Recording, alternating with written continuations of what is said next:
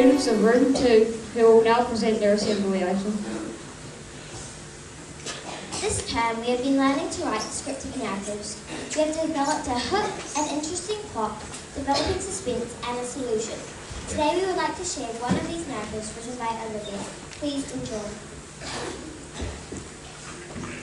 Heidi ran, and she ran.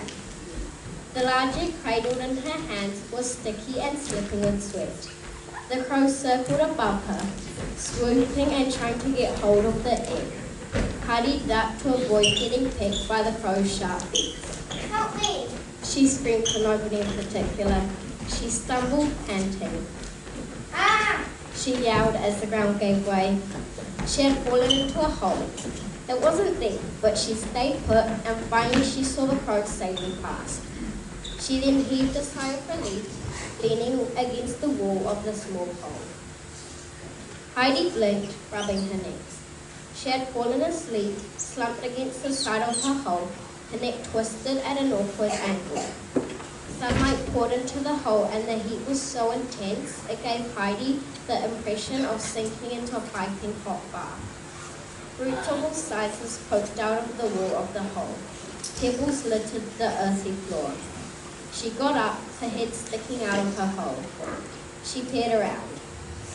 Dew-covered grass surrounded her. Tall pines towered over her, casting massive shadows and looking slightly intimidating. A stream not far away from her hole glittered in the morning sun. The sun itself was beating down on poor Heidi, who felt as though she was being deep-fried. To avoid the sun's cruel rays, she ducked down the hole again. At once, the moment she had sat down, an excruciating pain crept up her leg. Ah!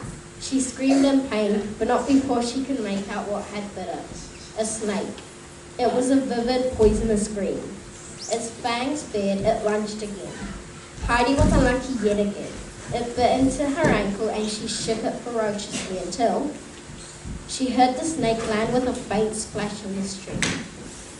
Heidi's breathing shallowed and her vision was going blurry.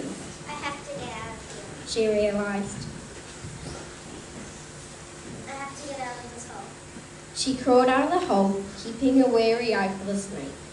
Dragging her leg, she walked for a while. Night fell. Moths circled Heidi, felt a spasm of fear. She was in the middle of the woods at the dead of the night. Her dark eyes searched the horizon. She suddenly spotted something. It was a tiny, wonky building silhouetted against the moon. She recognized it as a cottage. She stumbled towards it. Close to, it was even smaller than she had thought. She pushed open the wooden door and peeked inside. There was a single bed pushed against the wall. A tiny coffee table with 3 empty bowls was on the middle of the shack.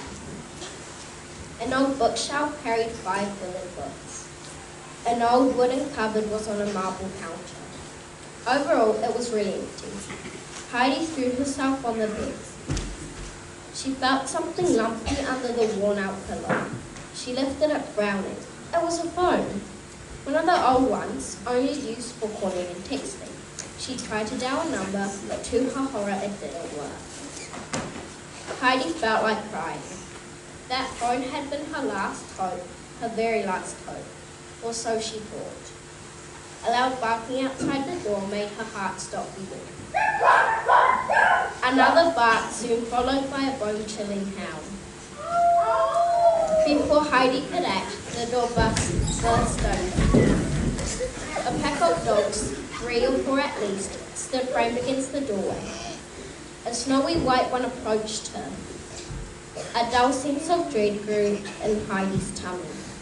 What a horrible way to die. The white dog lowered its head and licked Heidi's hand. She blinked, gaping at the dogs. She recognized them as rescue dogs. She also saw a tracking device on each of the dogs' bones.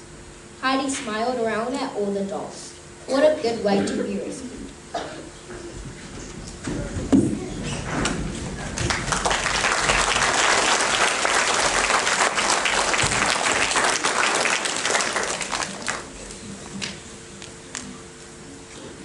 The new, the Casper Slide Part 2. featuring the Platinum Band. And this time, we're gonna get funky.